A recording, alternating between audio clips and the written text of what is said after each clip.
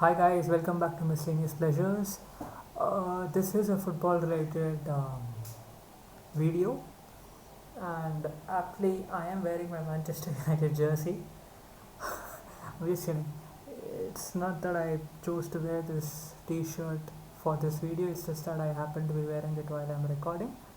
Uh, yeah, as I said, this is a football related video, and primarily it is a Manchester United versus RB Leipzig match reaction, not analysis more so, and I'll come to why of that.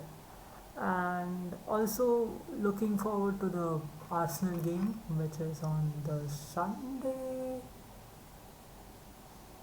Yeah, I think it's on the Sunday, uh, 10 p.m. IST. So yeah, that should be interesting. So, anyways, let me you know quickly get into the crux of the video. And before, yeah, I'm just kidding. I messed this up.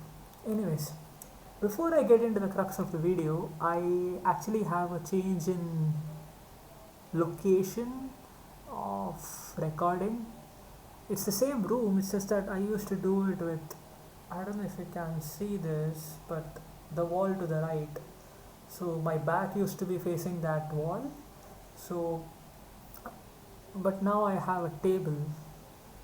So, this table has been placed here, and the background is basically my towel, few balls, partially the TV, the table which is messy, my cot slash bed, my charger, and obviously the window with curtains which are not even, are like what, 80% or, yeah, 85% of the whole, which cover the whole window. And yeah, so this is the scene that I have at the moment, and this is the scene I think I'll be having for quite a while now. uh, now that I've discussed that, and now that that's out of the discussion, let me get into the Manchester United versus RB Leipzig game.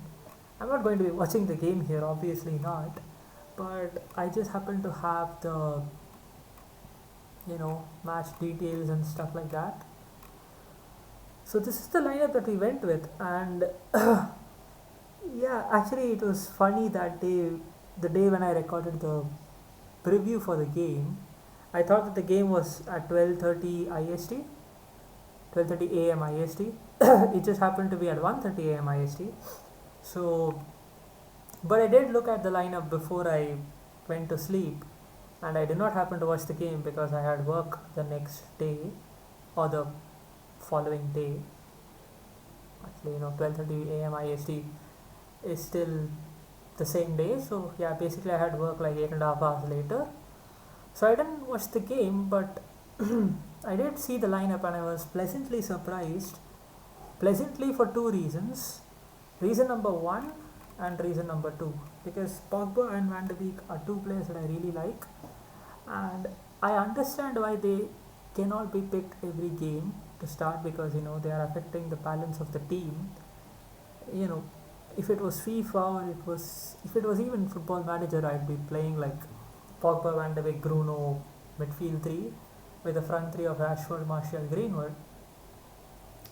But that cannot happen in real life, and the thing is, in real life you've got to have at least one, if not two, of these type of players, your Matiches and your Freds of the world, or McTominay and Fred, whatever the case. And I was actually also, I wouldn't say happy, but I was, what's the word I'm looking for? I think the word I'm looking for is, unlike others, or contrary to the, public perception, I wasn't displeased with Rashford or Bruno not starting. And perhaps that was overshadowed by the fact that Pogba and Van de Beek were starting. So, a lot of people weren't talking about the fact that Rashford and Bruno did not start. But I wasn't displeased by it for one simple reason, that both of them started against Newcastle, PSG, Chelsea, and obviously have to start against Arsenal because they happen to be uh, a far bigger game in my opinion than the Leipzig game. Not that I don't consider Champions League a top class competition, I do, and it has probably the same priority as the league. But it so happens that in the league we are currently 15th in the table, even with the game in hand. So yeah, I think the Arsenal game is a must win. And I thought that the Leipzig game, even though we needed a win, the Arsenal game was a higher priority in my opinion. So I was happy that, not happy, but I wasn't displeased that Bruno and Rashford were basically substituted, or were going to be substituted in the game. Yeah, and with the defensive partnership, actually, I do like Lindelof, and I don't hate Maguire as much as some of the fan base does.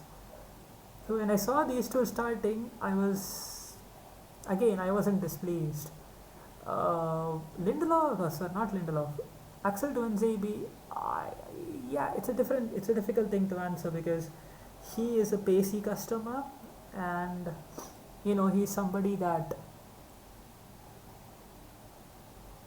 I think will be very important for Manchester United this season, for the simple reason that I cannot rely on Eric Bailly to be fit, and I feel like Eric Bailly and Tuanzebe are I won't say two similar players, but two different type of centre backs than Maguire and Lindelof. Maguire can hit the ball and he's a pass the ball out of the back sort of player, but he's very good at heading. Lindelof isn't necessarily good at heading; he's probably average, but he too is a very good passer of the ball, or at least he can bring the ball out of the back. And I think that he's much more calmer in situations. But the thing is, they both are well. Maguire is slower than probably me, and that's saying something. And Lindelof is slow.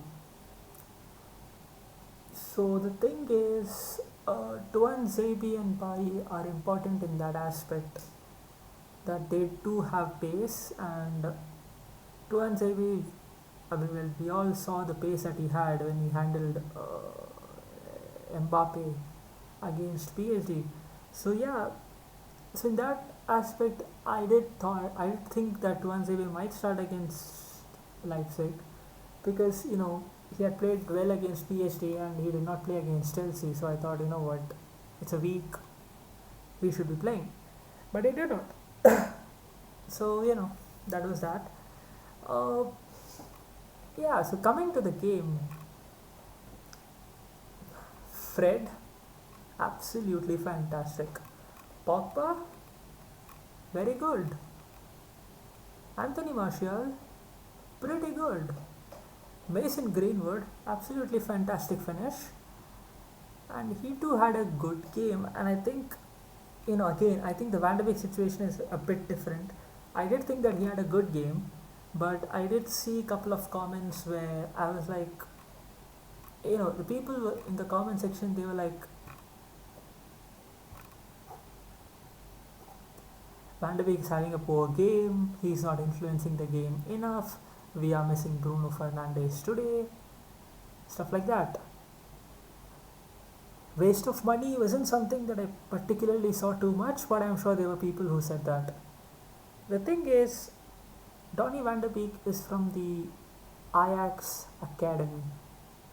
And if you are a follower of football, then there are two academies that are like at this level, and that's the La Masia, Barcelona, and the Ajax Academy. I don't know if it has a name, whatever it is, I don't care. The point being, it's a top class academy, and your people like United and I don't know, Liverpool and perhaps City and Chelsea, they do have a good youth system. They do win tournaments and stuff, but they don't promote players as much. Of course, Chelsea has been doing that since last season, since Lampard has come. And across the globe, I'm sure there are a lot of other academies that are pretty good.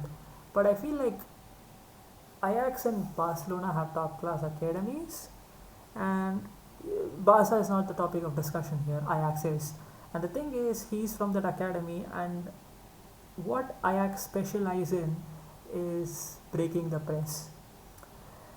They don't have the best players in the world. They don't have the best, your Cristiano Ronaldos or your Messi's of the world, or even Hazard in of his Chelsea, Neymar or Mbappe or stuff like that.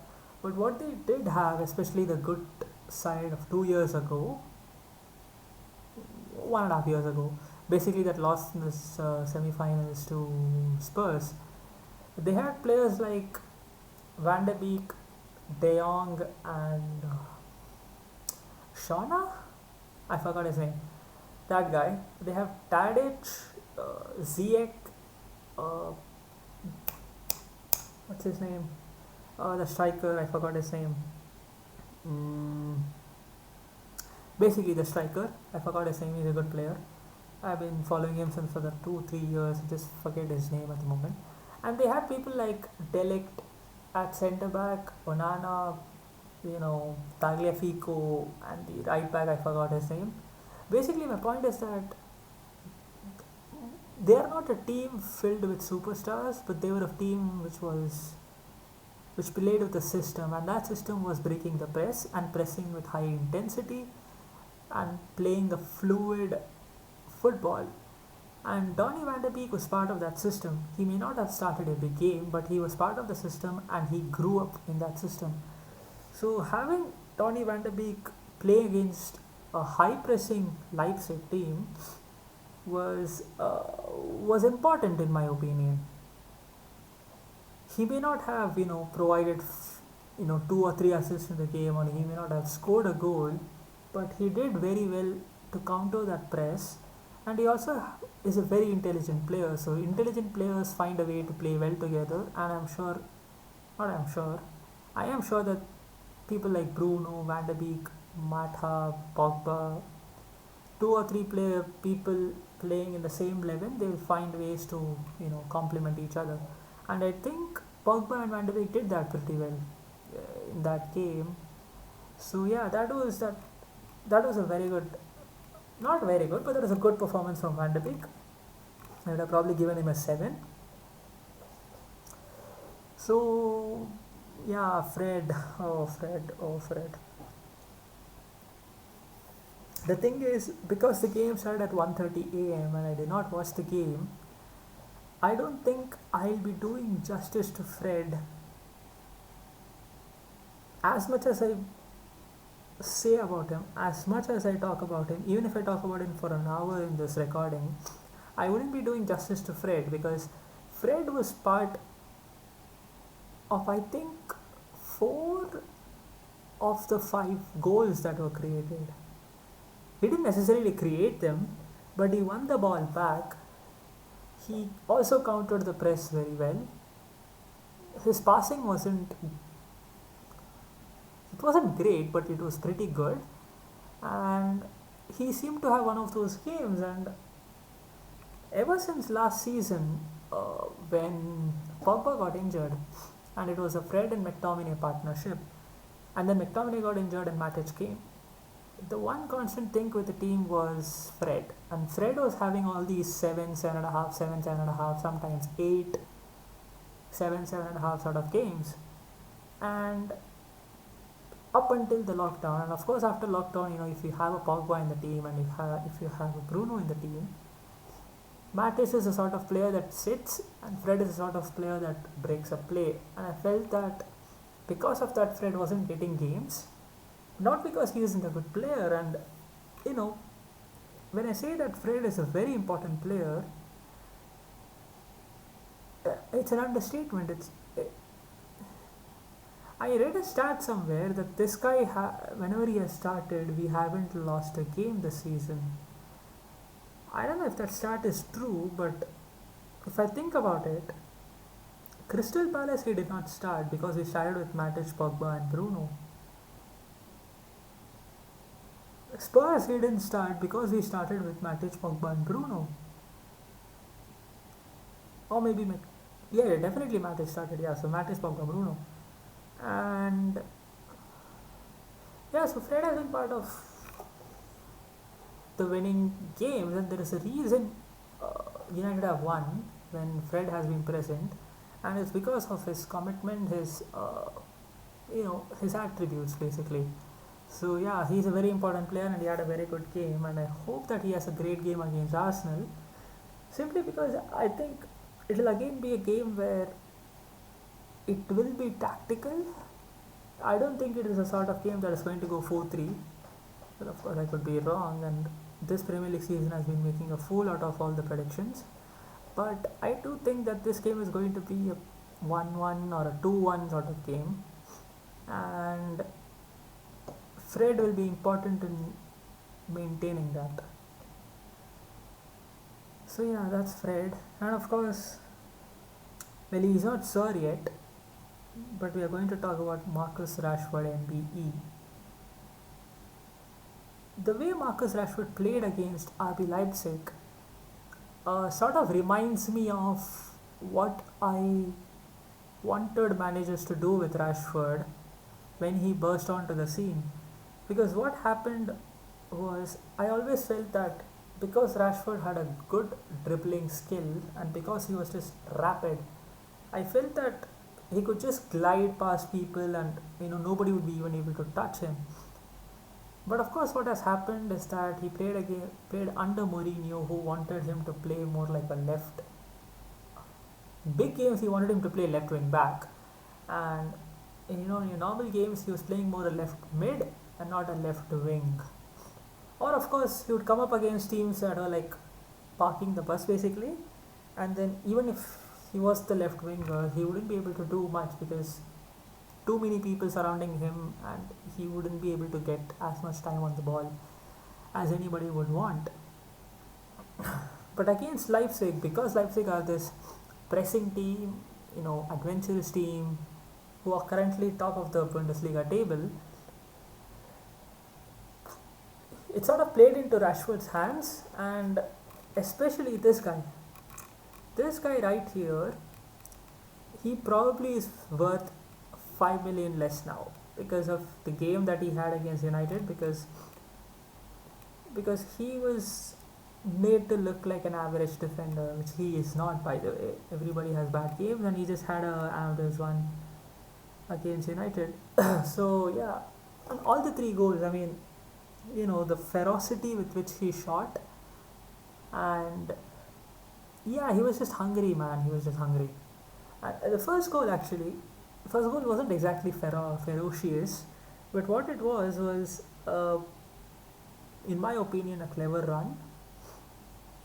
It is a poor decision from the linesman who thought it was offside, but of course there was VAR, and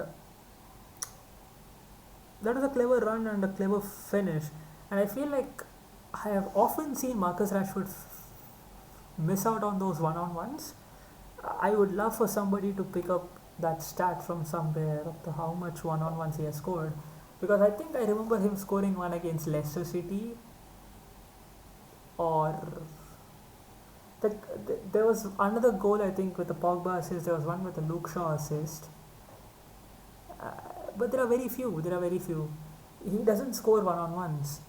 At least the percentage of chances he gets on one-on-ones that he scores is lesser than the top strikers, and that has been one of his weaknesses, and I'm sure that he will be able to work on them.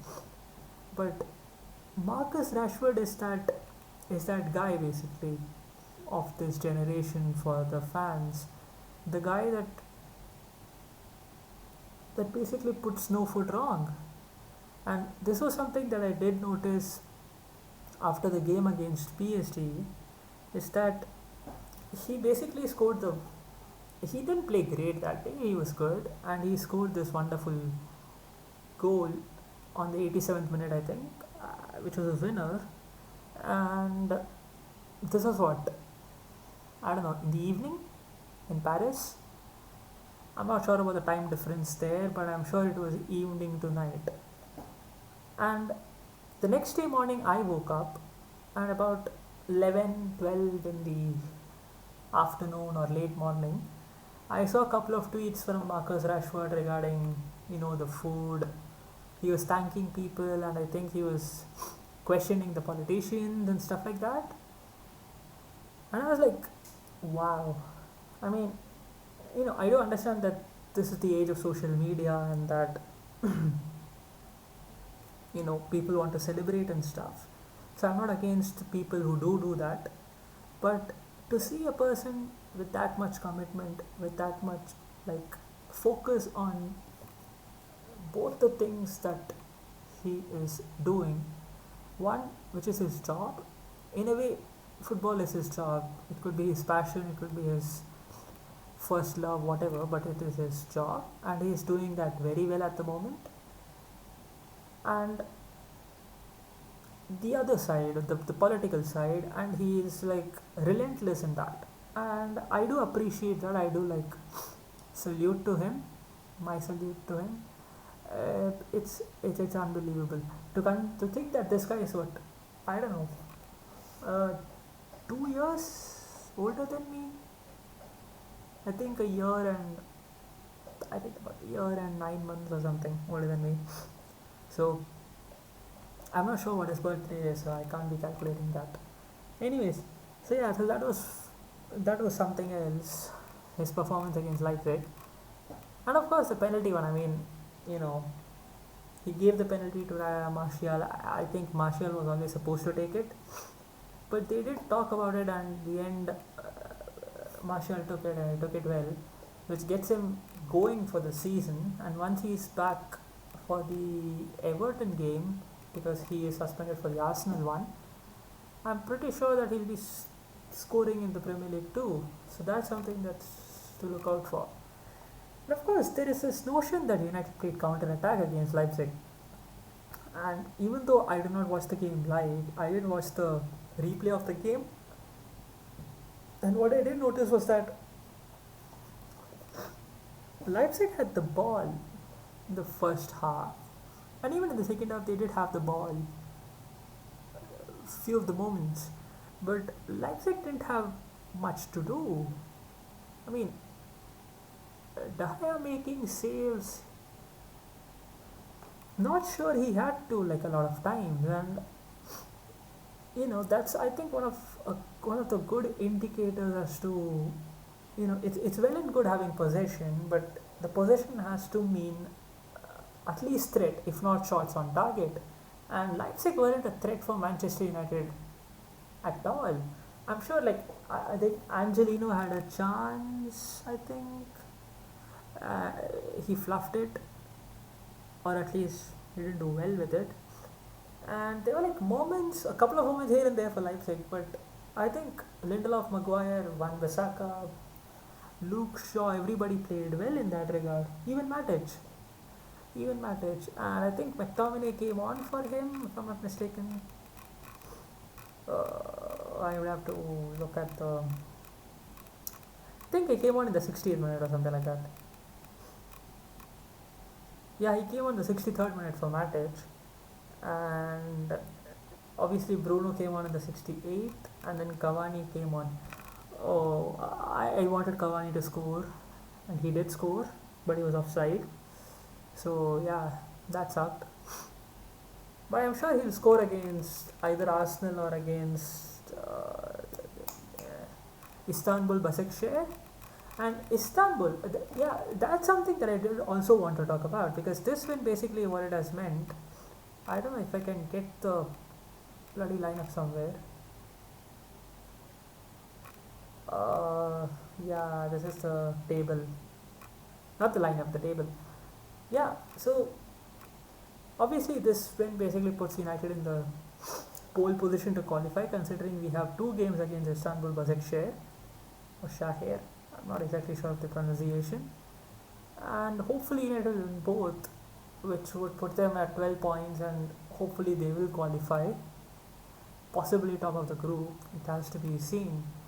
But these lot, Cavani might start against these people, and that will be something interesting to watch out for. But yeah, the thing is, I was actually recording my preview for Leipzig game when I saw that their game was earlier in the day, or a couple of hours earlier.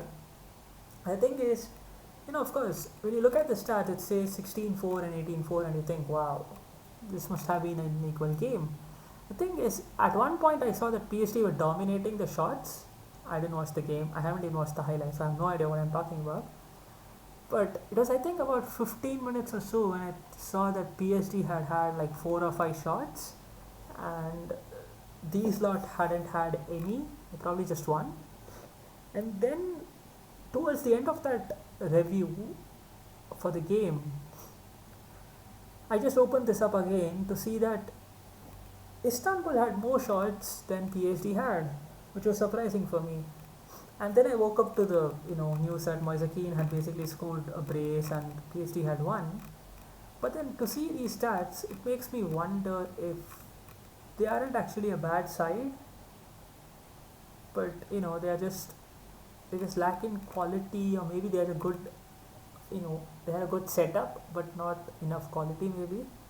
So it will be interesting to see how United play against them. But to be fair, Marquinhos and Herrera as a midfield too is, I guess I can't complain since they have a front four of Neymar, Mbappe, Moise Kean and Di Maria. So maybe, I don't know, the Herrera is a good player and Marquinhos is a good player, but I'm not sure they are a good midfield partnership. Yeah, and also their backline is a bit weak. Kimpembe is good, of course he's good, but yeah, they had like Dani Alves here, and they had Thomas Munier, so they were somewhat sorted in that area, but they are not now. Kehrer is the guy who made the error against United, right? 2 years ago. Sarabia is a good player, but Idrissa Gueye again a sort of hard work sort of midfielder. Yeah, and even the left back. I don't remember who they had at left back. They did have somebody, didn't they? They had like, I don't remember who did they have at left back previously. I don't remember. But they did have Thiago Silva at the centre back position, which was, I think, another big change this season, and they're probably missing his leadership and stuff like that. So yeah, it'll be interesting to see how PSG fare against Leipzig, because as a United fan, as a fan who wants United to be top of the table, I want this game to be a draw, which I'm not sure it will be. It'll be interesting to see who is at home. Yeah, it seems Leipzig are at home for the match day 3. So maybe Leipzig can nick a point, which would be very interesting going into the second half of the group stage. So yeah, this was this, and of course United have Arsenal. Yeah, it says 10 p.m. Sunday. Wow. This is where Manchester United are at. And if you imagine a situation where United beat Burnley, I think that's what their game in hand is. 6 game, 10 points with a goal difference of -3. With a win, it would probably be -2 or -1. Would get them to 8th or 9th. So, even if we imagine that United are 9th at the moment, that's not good enough, because this season, there are a lot of people who are saying that this season might be a season where there could be a dark horse who is a winner. I'm not sure I agree. I do still feel that Liverpool are favourites and Manchester City are also favourites, simply because they have a good defense, they have a decent midfield, and they have a good attack. But what they also have is what they also perhaps have was match fitness, or the lack of match fitness during their initial couple of games, and it's getting there. They are getting match fit, and they have had a couple of these difficult fixtures, and even though they have managed to win them, they have drawn against these average sides. So I don't think that City will be up there, but I don't think United can have a chance of winning the league. I think it's just too much to ask for. But top four is something that we should definitely be getting, considering how average a lot of these teams have been. And United have the quality to actually not be that average and to be good enough. Anyways, my goal for United this season, anyways, was to get 80 points. If they got 80 points and finished fourth, I would have still been happy because they got 66 last season, and that's a big jump. And I don't think anybody is getting 80 points and finishing fourth, anyways. I think 80 points will probably get you third comfortably, and perhaps even second. So, yeah. Arsenal, Arsenal have a very good side. It's that they have a good system now. They don't look clueless nowadays. And if I pick their side that they won against Sheffield, I'm picking this and not the City or the Leicester City one for a different reason. But if you look at this, Willian, NKT or Aubameyang, or Willian, Lacazette, Aubameyang, Willian, Pepe, Aubameyang, whatever the front three may be, in whichever position, that's a very good front three. The thing is, if they have a Ceballos, here it is El Neni, but they usually have Xhaka. I don't know what their injury record is at the moment, but they have like Xhaka, El Neni, and basically sometimes a back five. And I do rate Gabriel and I do rate Tierney. I do think Bellerin is good enough, and I think Leno is a very good keeper. And David Luiz on his day is also a very good centre back. So, and Arteta seems to have a very good system at place. So that's why I'm worried about this game. If Solskjaer picks a back five, I think United are going to draw the game. It's as simple as that. But of course, I could be wrong, and United could perhaps play a masterclass again. If he picks a diamond, I think that may also be a mistake because it's something that I think people will now be expecting. And if Arsenal play a back five themselves, what a diamond will do is that it will probably put pressure on the two wide midfielders, and let's say a Pogba and a McTominay who will be playing there, or a Pogba and a Fred, whoever it is. It will basically tear our midfield in half and will create gaps for the Arsenal midfield to dominate. And that's why I'm actually worried about this game, because whatever scenario I feel like Arsenal might easily counter that. And even though Manchester United have great quality players, they are a little bit inconsistent at the moment. And I am worried. I am properly worried for this game.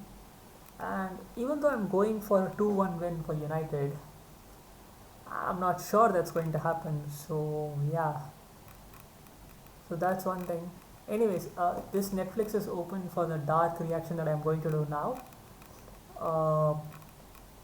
Yeah, that's all for this video. I think it's going to be a very interesting game to watch and very stressful game to watch. I do hope that United play well, because the thing is,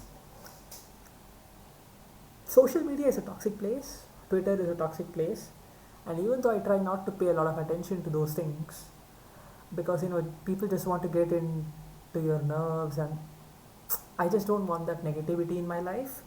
But the problem is, there are a lot of comments that come up. If United even draw or if they lose the game, then Solskjaer is basically half fired. That's the sort of reaction that people will be giving, even though that's not true. And the thing is, if he wins, what happens is people either praise the players who played well, or they just go, United played counter attack without even looking at the game. And that's, I think, part of the problem. So that's why I'm worried about the game. I just hope that United just get the points, because I don't care if it's 2 own goals from the Arsenal team. I don't care if it's a penalty that's not a penalty. I don't care if it's a Worcester game for us. I just want the 3 points because those 3 points are extremely crucial at this moment, and they'll just keep the momentum going because they've already beaten Newcastle, PSG, drawn against Chelsea, won against Leipzig. If we get 3 points against Arsenal, it's then Istanbul and Everton. And Everton, I think, well, they definitely don't have Richarlison, but I read somewhere that Lucas Digne had his red card punishment reduced to 1 game ban, which means he might be back. So that's a very important game as well, the Everton one. So it will just set up United for a very good finish to this part of the season before the international break. And yeah, that's what I'm actually worried about, because if United possibly draw this game, and then even if they win the Istanbul game, nobody's going to give credit to anybody because it's just Istanbul. It doesn't matter how well United play, it won't matter. And the Everton game will again be it will basically be an acid test. Yeah, so that's what I'm worried about. If United, by some reason, have 13 points from 7 games before the international break, I think that is fantastic. It's not fantastic by the amount of points, but it's fantastic considering the games that we have had to get there and the fact that we will be getting there. So so that's all for this reaction. It has gone on for 36 and a half minutes. I will be uploading this one now. There are a couple of schedule changes that I've been that I've made. What I've decided is that because I like all three of Dark, Stranger Things and The Queen's Gambit, I'll be reacting to these 3 shows twice a week, and you won't be able to watch any of them because Netflix is going to block it. I'll also be doing 1 Arrow reaction per week, and there'll be 3 or possibly 4 football videos per week. And if I'm not mistaken, there are only 8 or 9 episodes in The Queen's Gambit. So this is the pattern that will go on till The Queen's Gambit is finished, because Dark and Stranger Things I think have like 3 seasons each, about 27 episodes. So once The Queen's Gambit is done, I'll probably do 3 episodes of both of these shows per week, which you won't be watching because Netflix is going to block it. And once that is done, meanwhile there'll always be Arrow 1 per week. Once this is done, then I'll go on to a new show, because as per my old schedule, if I'm not mistaken, it should have been Doctor Who, Bodyguard, Lost, this, that and the other. But I'm not doing that because I'm choosing to do this. There was also, I think, Criminal UK in that, which I'll be doing after all of this schedule is over. So yeah, so that's the plan. That's the plan for the moment. This is the setup I have. And this is the setup I'll be having for the foreseeable future. So I think there is actually another difference in the setup. It's that I will be having something like this. Yeah, this. This is actually for the Dark one. I just put this up because I just felt like there's too much of my face if I don't have this. Too much of my not much of my face, it's just too much of my surroundings, and I just felt that I should be avoiding it as much as I could. So yeah, this is why this will be there. Not this particular image every single reaction, but there will be other TV shows and stuff that will be there. And this is the obvious one that you'll be able to see the reaction of. And I'll shift my chair a bit so that I'll be aligned properly in this part of the video. And yeah, so this is the setup I'm going to use for my TV reactions as of now. I'll just be using it a couple of times to see how it works. So that's all, guys. Thank you for watching. I do hope United win. Of course I hope United win because I'm a United fan. But I do hope that we have a good performance and we get to see people like Pogba, Bruno, Greenwood, Rashford, unfortunately not Martial, and probably even Cavani scoring a winner. That will be fantastic to see. So yeah, so that's all for now. Thank you guys. Have a nice evening, afternoon, morning, night, whenever you're watching it. Bye.